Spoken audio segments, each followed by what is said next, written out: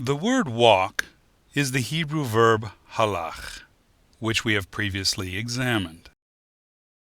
The Hebrew word for paths is orech, meaning a path or trail. It would appear that this word has the same meaning as the word derech, which we previously defined as a path or trail. However, we must remember that each Hebrew word has a more in-depth meaning. The word derech, which we looked at before, is related to taking steps. Orech, on the other hand, has a very different meaning, which we will examine through its root and related words. The parent root is rach, and two other words are derived from this root that will help us find the meaning of orech. The first is arach, a verb meaning to travel a beaten path or to follow a prescribed path. The other is ruach, often translated as spirit, but more concretely means wind.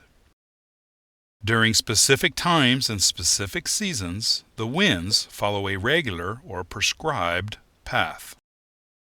Coming back to our parent root, the first letter is the letter resh, representing a man. The second letter is a picture of a wall representing the outside. Combined, these mean a man outside. Remember that the ancient Hebrews were agriculturalists, and during the day they were outside taking care of the livestock. Anyone who has raised livestock knows that they perform better if they are tended to on a regular schedule, and the agriculturalist will follow a regular or prescribed path each day. The wind of Elohiym and a path have more in common in Hebrew thought than just both being related to a prescribed path. Ezekiel 36:27 says, "And I will put my spirit within you and cause you to walk in my statutes, and be careful to observe my ordinances." Elohim gives us his wind, which follows a prescribed path, so that we can walk in his path. The name Tsiyon is Tsiyon in Hebrew. The root of this word is tsiy. Notice that again we have the letter tsade.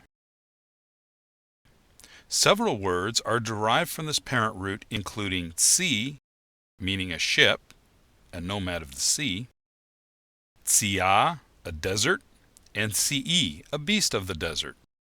Each of these words are related to the nomadic culture. The literal meaning of Tsiyon can be found in the following verse. Set up landmarks for yourself. Make yourself guideposts. Consider well the highway, the road by which you went. Landmarks are used to guide one on their journey. For a literal journey, this would be literal landmarks. For a figurative journey, such as in following the Torah of Elohiym, this would be the commandments, which coincidentally is the Hebrew word mitsvah, where we again find the letter tsade, a picture of a trail.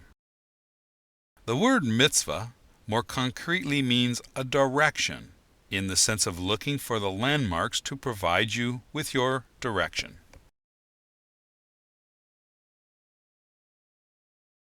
In Hebrew, this is the word Torah, derived from the root yarah, which we previously examined and found to mean to point, in the context of pointing out a direction to go. Another noun derived from this root is moreh, a teacher, one who points out the way. The word Torah is the teaching of the teacher, or more literally, the way pointed out by the teacher, the journey. When we translate Psalms 1 verse 2 with its literal understanding of Torah, we read, "His delight is in the journey of Yahweh, and in his journey he meditates day and night." Also in Psalms 119 verse 1, "Happy are the mature ones of the trail, the ones walking in the journey of Yahweh." A nomadic journey is a circuit, traveling from pasture land to pasture land, watering hole to watering hole, year after year. Much of the Hebraic lifestyle is related to this circular journey. Even the feasts are a nomadic journey of a circuit. Passover, Pentecost, Tabernacles, and back to Passover.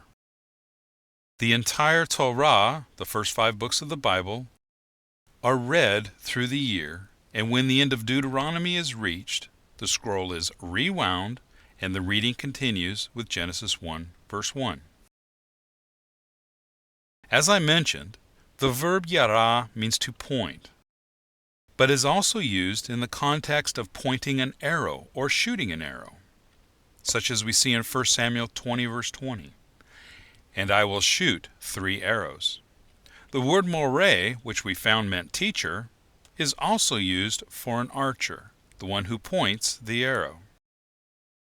From this perspective, Torah is the arrow. If the arrow goes off course, it misses the mark or strays from the path. When we stray from the path, we also miss the mark. The Hebrew word for missing the mark is chata, which is often translated as sin. Interestingly, another word for sin is to trespass, to leave the prescribed path. And I looked, and behold, you have missed the mark with Yahweh your Elohiym, and you made for yourself a molten calf. You quickly turned away from the trail which Yahweh directed you. While the Hebrew word Torah is usually translated as law, interpreting the word Torah as law is about the same as interpreting the word father as disciplinarian. While the father is a disciplinarian, it is a very narrow interpretation. The same is true for Torah. Part of Torah is law, but this is a very narrow interpretation of it. Your word is a lamp unto my feet, a light unto my path. The first thing to note, the word of Elohim guides us on our journey. The Hebrew word for word is davar. This word is related to midbar, the Hebrew word for a wilderness. The parent root of this word is dar, of which several other roots are derived, all having to do with order. Dor is a circle of the life of one generation.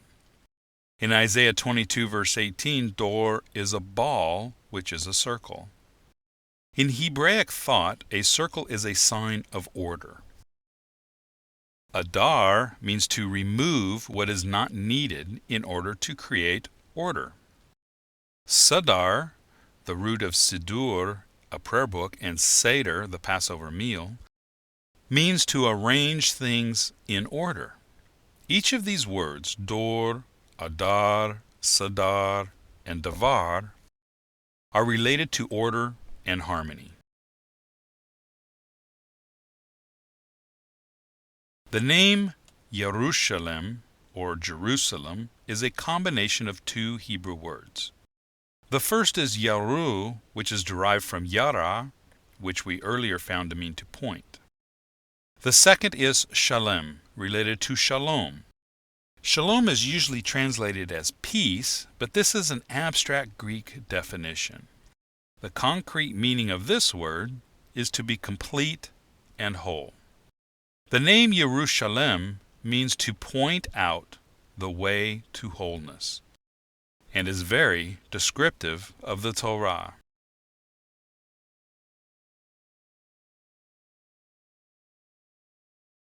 Now that we have examined the words of Isaiah 2 verse 3 from a concrete Hebraic perspective, let us retranslate this passage. Walk, and let us go up to the mountain of Yahweh, to the house of the God of Jacob. And he will point out the way for us from his trail, and we will walk in his road. For out of the landmark shall go forth the teachings and the harmony of Yahweh from Jerusalem. The Torah is not a set of regulations that we are bound to. It is a journey, an adventure that binds us together.